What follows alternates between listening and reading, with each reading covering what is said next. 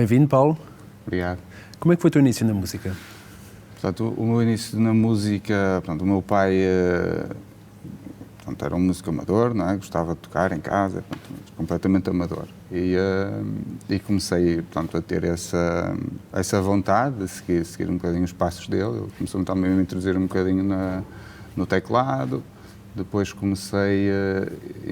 ingressei numa casa do povo, davam lá umas aulas de solfejo, mesmo à antiga, com o senhor de uma banda, e comecei a aprender saxofone. E depois aos 12 anos a história mudou, que foi quando eu ingressei na Escola Profissional de Música de Viana do Castelo, no oboé, que era um instrumento para mim completamente desconhecido, e fui por aí fora. E o que é que te fez escolher o oboé? Na verdade foi o oboé que me escolheu a mim, porque até a minha primeira ideia seria trompete ou continuar em saxofone, mas como a escola na altura, portanto, eram cursos de música clássica, e normalmente na altura os saxofones, como sabes, na música clássica apareceu muito mais tarde, e muitas escolas não davam o curso de saxofone, portanto não havia saxofone. Eu gostei mais da trompete, mas como as vagas de trompete estavam todas preenchidas, surgiu a hipótese do oboé. Disseram: olha, gostas de música, queres vir para o oboé? Eu disse: pode ser. E foste-te apaixonando pelo oboé? Ou... Sim, fui apaixonando, as coisas, correram bem, acho que tinha algum jeito, não é? Os resultados foram aparecendo e eu fui gostando, mas foi um processo, não foi um instrumento logo que eu... Sim, e o oboé no início não é uma coisa muito... Pois, ainda por cima o oboé no início é diabólico, mas pronto, gosto do instrumento. É um instrumento que eu fui gostando cada vez mais. E tu sabes em que momento é que decidiste que ias ser músico mesmo, ou seja, com que idade? Um bocadinho antes do 7º ano, mas... Sim, não creio que tivesse de tomar essa decisão, portanto eu deixei ir, percebes? Entrei ali na escola profissional, depois sentia que tinha jeito, tinha bons resultados, as pessoas motivavam-me, então segui, nem pensei... Assim, hoje em dia penso, se não fosse para aqui, o que é que eu poderia ser? Há outras áreas interessantes, mas... Já lá vai. Mas já lá vai, é um percurso, pronto. E o que é que seguiu depois de Viana? Pronto, depois terminei aqui a escola em Viana, fui estudar para a Escola Superior de Música de Lisboa, com o professor Andrew Swinnerton, que tenho muito boas recordações, embora tenha sido um bocadinho um choque a mudança de um professor para o outro. Tinha um professor espanhol bastante novo, depois o professor Andrew era um músico já muito experiente, inglês, e já com outra mentalidade. E estive ali em Lisboa 4 anos, ou 5, a fazer a licenciatura. Depois fui estudar para Madrid, para a Escola Superior de Música Rainha Sofia. Foi uma experiência brutal. Estiveste lá quantos anos? Eu estive lá um ano. Estive lá um ano. E depois ingressei no mundo da docência. Comecei a dar aulas. Mas era alguma coisa que tinhas pensado? Dar aulas foi... Ou também foi acontecendo... Eu espero que os meus alunos não vejam isto, mas eu nunca fiz assim planos de carreira, nem... Era basicamente uma aventura, mesmo quando fui para Madrid, era uma aventura. Eu quase que me senti surpreendido pelas coisas estarem a acontecer daquela forma, né? Uma escola, como tu sabes, sim, muito, muito boa, não é? E eu, lá está, nunca tive também um perfil muito...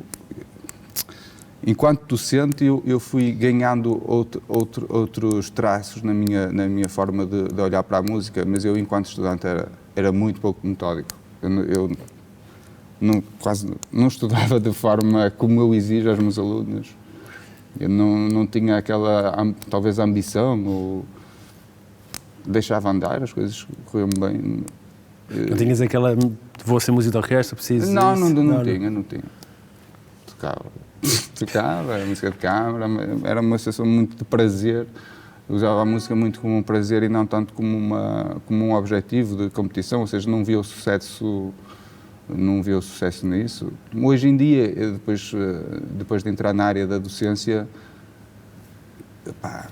mudei bastante a minha forma de interagir e de pensar na música, e sei que é importante que os alunos tenham um método, tenham disciplina, tenham foco, exercício, porque não era coisa que eu tivesse muito. Mas não achas que isso também ajuda a que seja mais saudável? Ou seja, se não ser demasiado...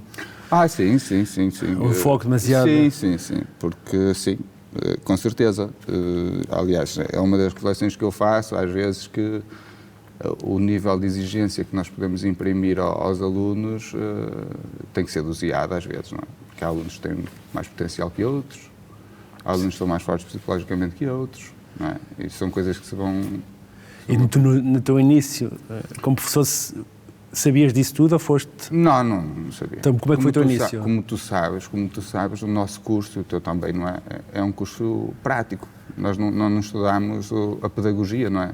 Sim. Eu estudei na Escola Superior de Música de Lisboa, era um curso de oboísta, não é um curso de professor de oboé. Portanto, havia ali uma série de, sei lá, disciplinas, de teorias que nós desconhecíamos. Eu acho que contigo foi igual. Sim. E, portanto, mais tarde fiz uma mestrado em ensino, mas isso foi bastante mais tarde. Então, o que nós aplicávamos foi um bocadinho o que nós ouvíamos dos nossos professores, não é? As pessoas diziam que era assim, olha, faz assim, e tu sabias também como é que tu estudavas e pronto. Depois, com o tempo, eu fui percebendo que para os alunos conseguirem resultados, tinham que ser estudiosos, metódicos, disciplinados, focados, pronto. E claro que eu travei algumas batalhas que não foram bem sucedidas, não é? Mas é tudo um processo de aprendizagem. Quais as maiores dificuldades que tiveste no início a dar aulas? Que sentiste? As maiores dificuldades que senti era quando às vezes aparecia um aluno que tinha uma dificuldade que eu desconhecia a dificuldade, ou seja, ele não conseguia fazer uma coisa muito simples, imagina. Tem que fazer uma articulação sem a semicolcheia, assim. E ele não conseguia, a língua dele não andava, ou era muito lento, ou embocadura, ou qualquer coisa. E é complicado, é quase como um médico sem uma radiografia, que olha para a pessoa e tem que avaliar. Mas, e se tu não passaste, às vezes, por algumas dificuldades, é difícil perceber. Depois, com o tempo, eu fui percebendo, porque depois há coisas que se repetem, há problemas que se repetem, depois tu vês qual é que é mais ou menos, portanto, o caminho que tens que indicar a um aluno. Primeiro faz isto, depois faz isto, depois não. Vamos aprender. E por exemplo, a questão das palhetas também... Sim, a questão das palhetas é uma questão, não é minha, é de todos os oboístas do mundo, é um debate muito grande. Eu tenho uma filosofia muito própria, tive uma altura da minha vida em que para mim as palhetas eram de facto um problema, como é para todos os oboístas, e até encontrar uma forma que eu gostasse de tocar, não é?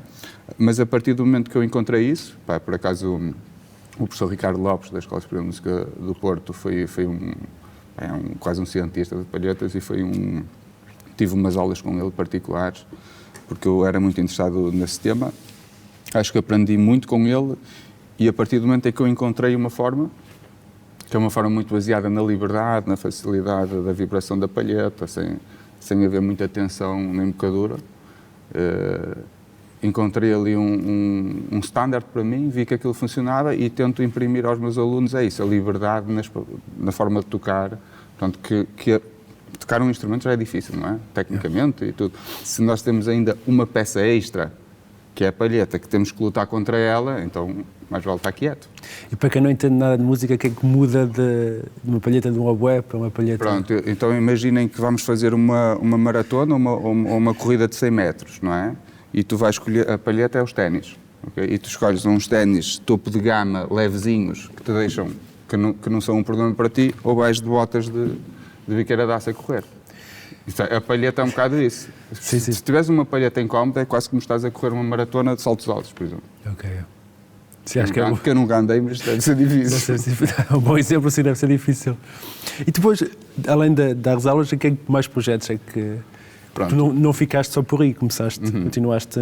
Exato, pronto. Depois eu na escola profissional, depois tive a sorte ou o azar de ser indicado para direção de curso. Portanto, é a coordenação do curso. Pronto, eu na altura era bastante novo, foi uma aprendizagem e que também se calhar moldou alguma coisa em mim, na organização, que é preciso ter quando se coordena, não é? E depois saí e decidi começar a estudar direção de orquestra, que é uma coisa que sempre me interessou muito. não só pela música em si, mas pela liderança, pela análise da partitura. Queria saber mais. Portanto, nós tocámos um instrumento que faz parte da orquestra, não é? Mas tem só uma nota, não é? Tem uma melodia. E eu queria perceber mais a estrutura harmónica de tudo. Percebes? Portanto, como um pianista que pode fazer uma obra inteira sozinho, nós precisamos de alguém, não é? Senão estamos ali a cantar a solo. E portanto, eu senti essa vontade e terminei o ano passado o meu mestrado em direção com o professor João Marque em Lisboa, foi na Escola Superior de Música de Lisboa, e esse demorou 5 anos o curso. E demorou 5 anos porque eu conciliei o meu trabalho em Viana. Ok, sim. Eu ia uma vez por semana a Lisboa e saía daqui às 5 da manhã de comboio para ter aulas lá ao final da manhã e vinha-me embora. E no dia a seguir a trabalhar em Viana. Portanto, era uma coisa que eu queria. Ali a meio comecei a tremer um bocadinho porque estava-me a custar muito fisicamente e psicologicamente a aguentar. E o professor João Marque, um grande professor, é muito exigente também. Mas a direção é uma coisa que sempre me motivou e, como tu sabes, criei um projeto relacionado com isso em Viana, que é a Orquestra com Espírito. Portanto, foi um projeto que eu fiz que eu criei, pronto, com alguns colegas, e temos feito ao longo dos últimos anos bastantes concertos aqui pelo território todo do Alto Minho. Já tocámos em quase todos os concelhos. E como é que nasce a ideia e com quem? A ideia nasce porque, portanto, nós éramos músicos ativos, não é? Pronto, imagina, há 10 anos eu tocava também na Banda Sinfónica Portuguesa, oboísta, não é? Primeiro oboé, sempre estive muito também ligado à prática em si, não só ao ensino, mas sentia que havia à minha volta outras pessoas da minha geração que estavam aqui em Viana e não havia nada para fazer. Ou seja, não tínhamos oportunidades para poder tocar. Uma ideia muito romântica, tocar quase sem receber. A ideia nunca foi fazer uma orquestra para ganhar dinheiro. Isso é impossível, como tu sabes, em Portugal. Completamente impossível. Portanto, a ideia era criar um grupo para nós podermos tocar, fazer música. E aconteceu. Falei na altura com a vereadora da Câmara, isso já foi há 10 anos. Sabia a hipótese de fazermos aí um concerto ou outro, e nasceu a partir daí, as coisas começaram cada vez mais a acontecer. Também comecei a perceber como algumas coisas funcionavam. Há 2 anos, ou há 3 anos, fomos apoiados pela DG Arte, já conseguimos atingir um nível, de reconhecimento interessante. Neste momento estamos um bocadinho mais parados, mas também tem a ver com a conjectura aqui, política da zona, que está um bocadinho difícil, mas é vida, há momentos bons. E que projetos tens para a orquestra? Que ambições? Vocês tornaram mais profissional, digamos, no sentido financeiro? Não sei. Eu acho que, não sei se é da idade, pronto, que os anos passam, e uma pessoa vai perdendo um bocadinho, não é esperança, mas é aqueles sonhos que uma pessoa tem com 20 e 30 anos, de que acha que vai mudar tudo, que consegue mudar o mundo. Eu começo a perder essa esperança. Acho que Portugal, do ponto de vista assim, cultural e sobretudo no que diz respeito à música clássica, está num sentido completamente oposto. Quer dizer, temos tantos músicos, estamos a formar músicos excelentes, né, que entram em todas as orquestras, com um nível secundário top, comparado com todos os países da Europa, em nada inferiores, pelo contrário, e eu sei do que falo, porque tenho alunos que também vão lá para fora, fazem concursos e ganham, ou entram nas escolas, e depois não há orquestras. Claramente, hoje em dia, nós estamos a formar músicos para emigrarem para fora, porque não há. Quer dizer, não há hipótese. Ainda por cima, como tu sabes, um lugar de uma orquestra, a partir do momento que é adquirido, é vitalício quase, não é?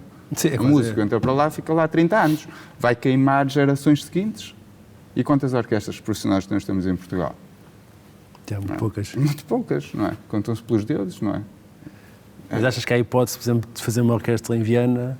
Estou a dizer em Viana ou no Alto Minho? Isso teria que ser uma decisão política. Agora, não há condições, na minha opinião, de um projeto particular, não é? Particular, ou com aqueles apoios miseráveis que eles nos dão, de criar um projeto assim como nós idealizamos, de uma orquestra profissional, em que tu tocas Numa orquestra tens um plano anual de concertos, a ganhar dinheiro como se fosse um emprego. Era bom. Era bom, e pode ser possível, mas é preciso haver uma vontade política. É isso que eu digo. Não há condições de um indivíduo particular conseguir criar essas condições, a não ser que seja filho de alguém muito importante e que o pai seja milionário e que paga ao filho para ter a orquestra. Mas tu tens um bocadinho essa esperança, ou seja, quanto à orquestra, achas que seria possível um dia, com outra visão política, digamos que... Eu acho que há todas as condições artísticas e condições de espaços, há muitos espaços disponíveis para uma pessoa trabalhar. Há o Teatro Estado de Miranda, há outros teatros em que dá para as orquestras. Nós temos espaços para tocar. Não temos as condições financeiras para pôr em prática, porque tu, como sabes, para uma orquestra para tocar é preciso haver dinheiro. Claro, nós estudamos, não é? Tu estudaste, eu estudei, os nossos alunos estudam todos os dias para serem cada vez melhores na sua área e depois não se pode querer que eles façam uma semana de trabalhos a ganhar 50 euros. Sim. Eu não posso convocar, eu nem quero, nem nunca fiz, convocar um músico para trabalhar, sei lá, 20 horas, que se calhar, ou 15 horas, são 4 ensaios numa semana e um concerto para lhe pagar 50 euros. Isto... Em que país é que nós estamos? Não é? Quer dizer, falamos daqui, da cultura, e lá está, estamos a formar grandes músicos e bons músicos com esta exigência, e depois anda aqui trabalhar uma semana, 50 euros.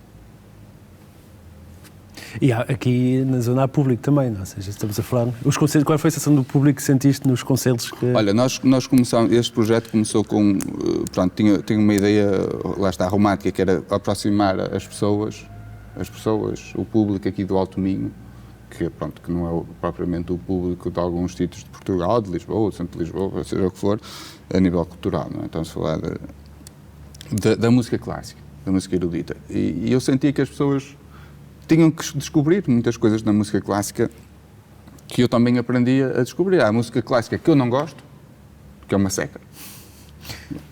Sei que dizer, a música clássica para mim é uma seca. Mas há música clássica que eu gosto e que sei que se eu mostro, às vezes, essa música clássica, mesmo a pessoas que não são da área, eles gostam. Portanto, eu quis mostrar a essas pessoas essa música clássica não tão intelectual, que existe e que, também, que eu também gosto, alguma dela, não é? Mas não em todos os momentos, não é? E então, nós decidimos fazer concertos ao ar livre, no verão. Então foi o Festival de Música à Sua Porta, que aconteceu, e foram 3 dias de música livre, as pessoas iam a passar. Portanto, nem sequer aquela lei do silêncio eu tive que impor. Queria que fosse um concerto ao ar livre. Surpreendentemente, não havia barulho. As pessoas se paravam, é uma praça bastante grande, esteve sempre cheio durante todos os anos, o festival ainda continua, estava sempre cheio, as pessoas passavam na rua, perguntavam-me quando é que ia haver, se para o ano ia haver, portanto, as pessoas adoravam aquele momento. E isso, se calhar, é o maior reconhecimento e é a minha maior, um orgulho que tenho nesse projeto. Não achas também a música clássica, os músicos às vezes são demasiado elitistas com a sua música e não querem, não pensam em quem ouve, ou seja, querem vender um concerto que as pessoas, para não compreenderem, não gostarem, então não vão. E às vezes é preciso aproximar. Sim, isso é o que tu fizeste. Sim, é o que eu fiz. É assim... Eu às vezes pergunto-me, porque, e tu também sabes, não é?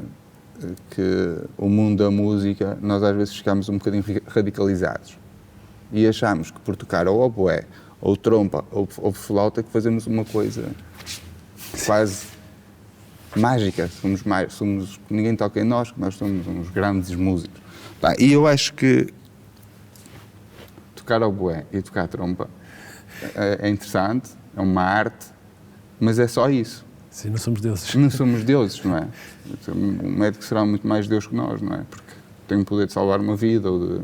Nós fazemos arte e até nem temos o direito, às vezes, de nos acharmos esta interpretação.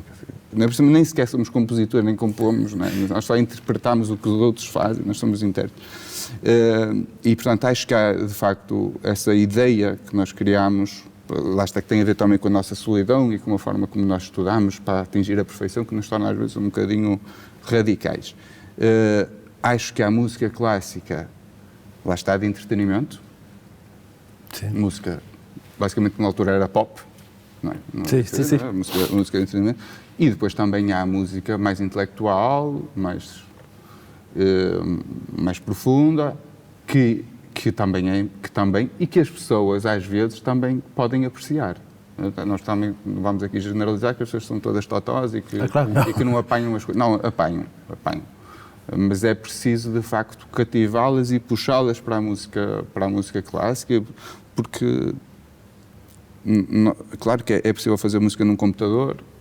É preciso uma banda com 4 músicos em palco, faz um concerto espetacular e põe todas. Mas a capacidade técnica individual, em conjunto, funcionar, o som, a estrutura, o ambiente de um concerto, quando tem nível, é um momento delicioso, na minha opinião.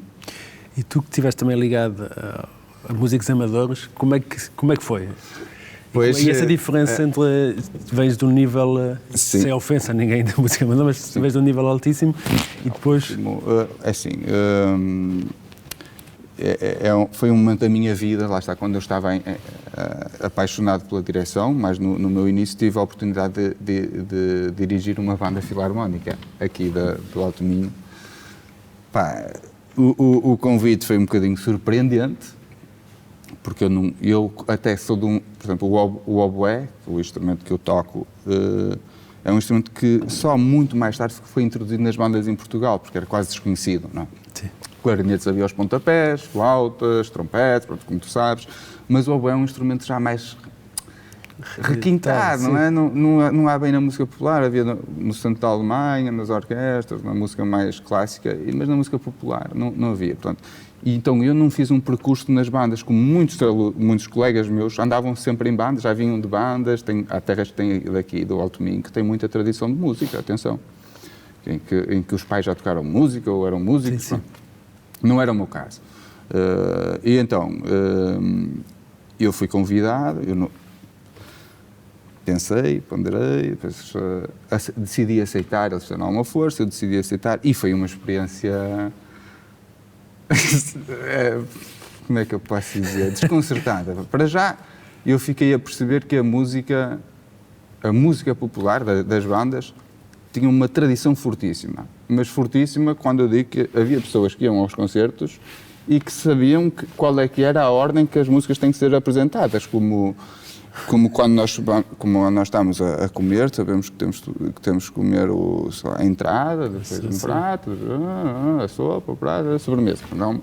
E as pessoas que assistiam sabiam que tinha a haver uma abertura, depois sabiam que tinha que haver uma rapsódia, depois sabiam que tinha que haver uma obra clássica, depois sabiam que haver uma... Ou seja, há uma cultura, de facto, nas bandas, que nós ainda não conseguimos dar às pessoas na música clássica.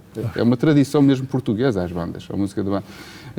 E depois há também o lado amador do amar a música, porque as pessoas que andam nas bandas, os amadores que andam nas bandas, de facto, andam na música por amor.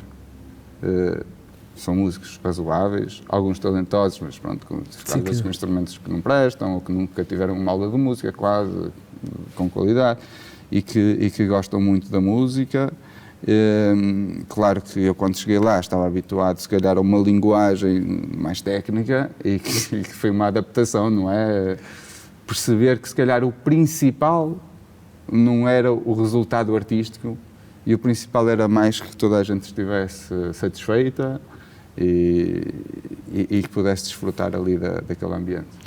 Mas como é que foi mais um início? Sentiste, chegavas aos ensaios e sentias que não poderias ter a exigência que terias numa orquestra profissional? Como é óbvio, não é? E foste aprendendo mesmo essas coisas de tradição? Foi rápida a aprendizagem? Eu a primeira coisa que eu disse lá na direção é: atenção que eu não sei como é que as bandas têm que marchar, eu nem sabia marchar, não é uma coisa que eu não foi a que aprendi. Primeiro é o pé esquerdo, depois o pé direito, depois é preciso levantar a mão para começar e depois o bombo dá... Portanto, havia ali uma série de mecanismos que eu, sei lá, eu nunca tinha feito uma arruada, não é? Como se chama, uma procissão. Eu nunca tinha me envolvido nesse tipo de coisas. As bandas fazem procissões, fazem missas, Portanto, foi um processo de aprendizagem que eu gostei muito. Pronto. Depois, claro, eu também senti, ao longo do tempo, comecei a sentir alguma... Como é que eu tenho de dizer? Comecei a... Porque depois também é difícil para nós tirarmos um bocadinho a exigência que está dentro de nós, percebes? E às vezes queremos um bocadinho mais e depois sentimos que não dá e pronto, e depois começou a haver também ali alguns problemas de filosofia com a direção e eu saí. Por acaso, este ano tive um convite para voltar para uma banda, ou para ingressar numa banda, decidi não aceitar, achei que não era um momento certo, mas até porque terminei agora mais tarde e estou a descansar, sim. Mas não é uma coisa que rejeito, tipo... É uma coisa que pensas, podes voltar, não é? Posso voltar. E que planos tens assim para o futuro? Já vi que não planeias, não planeias, as coisas vão acontecendo, mas achas que, por exemplo, a orquestra, ou que tens assim... Micael, olha, os planos que eu tenho é estar bem, viver bem, feliz. Acho que as pessoas devem procurar a felicidade nas pequenas coisas. Eu não faço, de facto, planos. Adoro o meu trabalho, adoro dar aulas. Adoro dar aulas mesmo. Adoro, mesmo, não só nos alunos, mas eu gosto de dar aulas, gosto de ver progressos, gosto nem que seja um bocadinho de um... Gosto desse momento de construção, de construir, que também tem a ver com a música e com... Não é? Nós temos uma peça e começamos com ela, lemos, fazemos um esboço e depois pintamos, depois metemos a cor e depois procuramos a perfeição. A orquestra está um bocadinho parada, pronto, por essas circunstâncias que te disse, mas vai voltar certamente, vai haver um momento para isso. Eu agora também não estou tão ligado à Banda Sinfónica Portuguesa por opção, mas haverá certamente um momento em que eu vá querer estar mais ativo outra vez a tocar e, portanto, dia a dia, os projetos estão ali, é como tens ali uma carteira e vou abrindo e vou vendo, vamos por aqui, vamos por aqui. Neste momento estou muito focado no ensino e feliz com isso. Gostava de só saber a tua opinião dos alunos de música ao longo já das aulas há muitos anos. E como é que sentes a evolução dos alunos? Sentes que já não há tanta ligação ou há mais? Sim. Os alunos são diferentes com estas mudanças todas? É uma boa pergunta. Eu acho que é muito difícil, nós fazermos uma análise assim. Até porque eu dou aulas há 15 anos. É muito e não é muito, não é? Quer dizer, há uma mudança, mas... O que eu sinto é que todos os alunos são diferentes. Há alunos que têm muito potencial, estou a falar potencial para o instrumento, até podem ter o potencial para o oboé e não ter, se calhar, para a tuba, não é? Sim. Eu estou a falar dos alunos que me entram na sala. Acho que o potencial, e todos têm coisas boas e coisas más, há uns que têm um perfil de uma mentalidade mais adequada a um músico, é quase uma mentalidade de um desportista profissional. Sim. Por isso é que o Cristiano Ronaldo é diferente, sei lá, de outros jogadores que se calhar tinham até mais potencial que ele e nos envolveram porque mentalmente não estavam preparados para aquele desgaste emocional e físico. E, portanto, eu não vejo grandes diferenças. Há alunos que trazem de casa maior, entre aspas, educação. Os pais estão mais em cima deles e transmitem-lhes mais princípios. Outros alunos são mais complicados. Mas eu vejo isso desde sempre. Nas aulas coletivas, eu acho que os professores devem imprimir disciplina.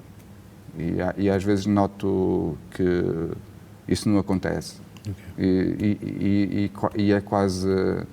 é uma ideia que eu tenho.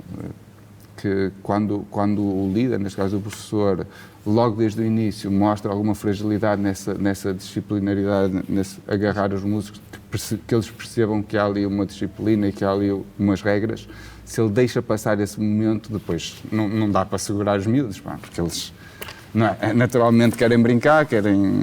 Mas achas que há mais, por exemplo, há mais alunos? Ou mais procura de alunos, por exemplo, ao oboé, ou para a escola profissional, digamos, há mais ou menos que há... Ou é igual? É igual. É igual. o que acontece muitas vezes é que a Academia de Música, como sabes, funciona na mesma escola que a Escola Profissional, e eles começam na Academia no primeiro e no segundo grau, portanto é no quinto e sexto ano, e às vezes o muito bom é quando eles começam, imagina, têm aulas no primeiro, segundo grau, e depois ingressam na Escola Profissional já com este know-how, não é? Com o mesmo professor, é quase como acrescentar 2 anos ao percurso deles, e isso potencializa ainda mais as capacidades deles. Agora, é sempre difícil, e acho que sempre foi difícil, arranjar alunos e que queiram, não é os alunos que queiram, às vezes até os pais, os próprios pais pensam, aí o meu filho vai para uma escola profissional. A escola profissional tem uma conotação, na música, pronto, nós temos esse sistema e as pessoas não sabem, mas em geral tem uma conotação um bocadinho má, que as pessoas vão para a escola profissional quando não têm muito sucesso na escola, regular, não sabe, não vai para médico, nem vai para engenheiro, nem vai para arquiteto, vai para um curso profissional de qualquer coisa. Mas na música é o contrário, porque o curso profissional na música dá para potenciar os músicos para eles irem para um nível estratosférico, pela intensidade que o curso é feito. E quando os alunos têm potencial ali, estão no sítio certo, estão no seu habitat perfeito. Agora, às vezes há alunos que são motivados, crianças neste caso, não é? De 10 anos, que têm motivação, têm jeito, têm capacidade, e os pais não querem que os filhos estudem música, porque acham que é uma profissão menor ou sem estabilidade. Opá, é difícil. E que conselhos deixas assim, aos alunos da UEI e músicos que possam ouvir-nos? E não músicos também? É assim, conselho geral a tudo. Conselho geral. Ou seja, mesmo relacionado com a cultura. Isso é complicado.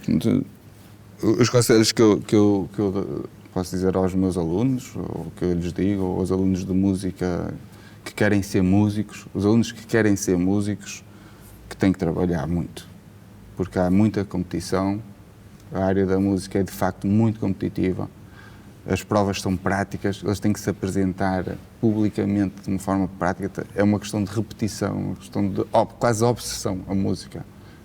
Nós queremos ter sucesso, não temos de ser quase obcecados pelo que fazemos. É verdade, quase doentio. Portanto, têm que estar preparados, têm que gostar mesmo, não podem ter dúvidas. Por outro lado, devem perceber que nem tudo acontece como nós idealizamos, e podem não atingir, se calhar, o sonho máximo deles, mas se calhar se conseguirem tocar e estar no meio musical, poderão encontrar também ali um momento de felicidade. Quanto ao estado da cultura em Portugal, eu já te disse, na música eu acho que é um desastre. Eu acho que é de facto um desastre este país a nível político, e estamos agora na altura das eleições. E eu quero mesmo dizer isto, acho que é um desastre no pensamento cultural deste país. Se calhar estava na altura de diminuir a quantidade portanto, de formação, não formarmos tanta gente, não é? E canalizar algum desse dinheiro, não digo tudo, mas metade desses recursos para apoiar projetos ou disponibilizar para as pessoas poderem trabalhar, não é? Criar orquestras. Sim. Se metade desse orçamento fosse para, sei lá, olha, tem aqui uma bolsa, vocês concorrem, fazem um concurso e nós vamos dar X dinheiro para vocês porem em prática. Os músicos que estavam formados iam poder trabalhar e ia haver um mercado musical que infelizmente não existe. Portanto, eu não quero estar aqui a ser o velho do Restelo, mas eu espero que as coisas mudem. Esperamos que sim. Esperemos que sim. Obrigado, Paulo, por ter aceito o convite. Obrigado. Obrigado.